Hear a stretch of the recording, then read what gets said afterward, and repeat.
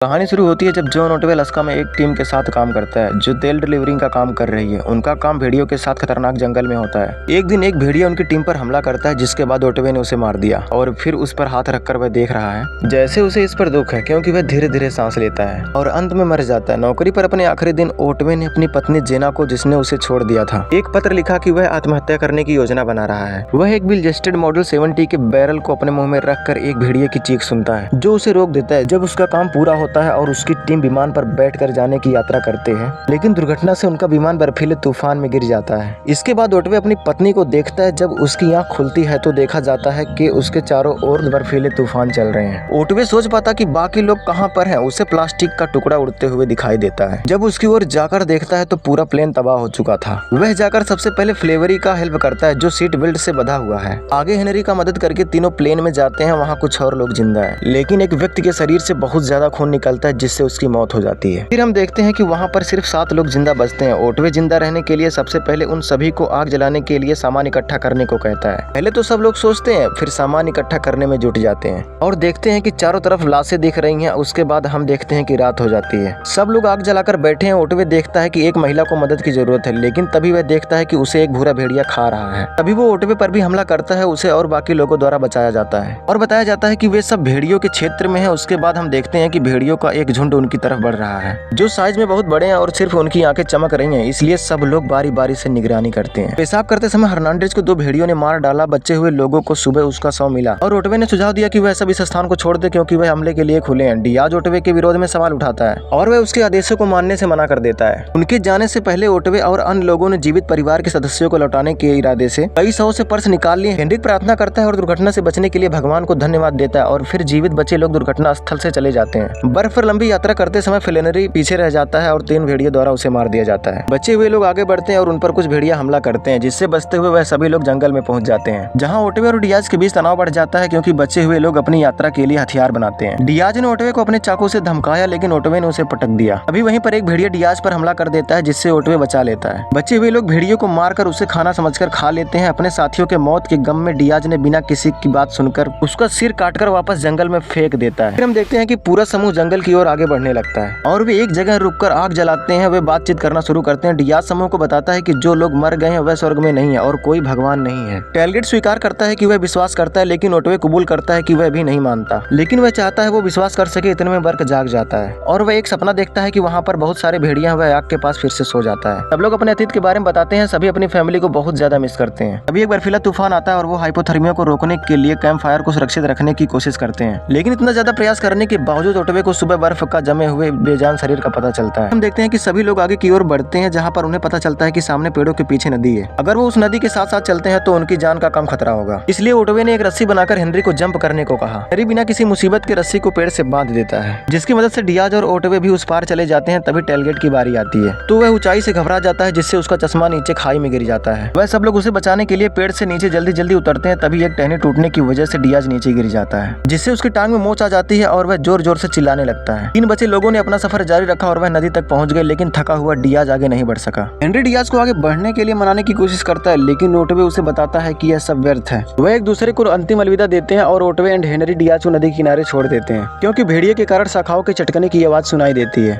ओटवे और हेनरी अपना सफर जारी रखते हैं, लेकिन जल्दी ही फिर से भेड़िए उनका पीछा करते हैं। तभी भागते हुए हेनरी नदी में गिर जाता है और उसका पैर पानी के नीचे चट्टानों में फंस जाता है। ओटवे उसे बचाने के प्रयास में नदी में कूदता है, लेकिन नदी में डूबने की वजह से हेनरी मर जाता है। ठिठुरते हुए और अकेले ओटवे तब तक भगवान को कोसता है और बिना किसी प्रक्रिया के उससे मदद मांगता है। ओटवे अपने गीले कोट के बिना आगे बढ़ता है, लेकिन उसे हाइपोथर्मिया हो जाता है कि तभी वह रुकता है और मरे हुए लोगों का बटवा निकालता है और उन सभी लोगों के फोटो को ध्यान से देखता है। अचानक भेड़ियों के एक झुंड ने उसे घेर लिया, जिससे ओटवे को पता चलता है कि वो सीधे उनकी माद में चला गया है। उसे जल्द ही अल्प भेड़ियों द्वारा देखा जाता है और पता चलता है कि यह मादा है। जबकि झुंड के अन्य सदस्य पीछे हट जाते हैं, ओटवे को अपनी पत्नी की एक और दृष्टि दिखाई देती है, जिससे पता चलता है कि वह अस्पताल में बिस्तर पर पड़ी हुई मर रही है। ओटवे एक बार फिर से खड़ा होने का निर्णय लेते हुए उसने शराब की टूटी हुई छोटी बोतलों को अपनी मुट्ठी में बांध लिया और वह अपने दूसरे हाथ में एक चाकू बांध लिया। वह अपने पिता की कविता को जोर से पढ़ता है। उतने में अल्फा वुल्फ उस पर हमला कर देती है और तभी स्क्रीन काली पड़ जाती है। उसके बाद हमें पोस्ट क्रेडिट्स के सीन से पता चलता है कि ओटवे के पिछले सिर का हिस्सा मर रहे वुल्फ के पेट के किनारे दिखाई देता है और वह धीरे धीरे सांस लेता है। शुरुआत में इसी तरह के सीन भी दिखाए गए थे। अब इसके आगे क्या हुआ इसके सेकंड पार्ट में पता चलेगा। दोस्तों, यह मूवी एक्सप्लेनेशन आपको कैसी लगी कमेंट में जरूर बताएं और मिलते हैं न्यू मूवी एक्सप्लेनेशन के साथ।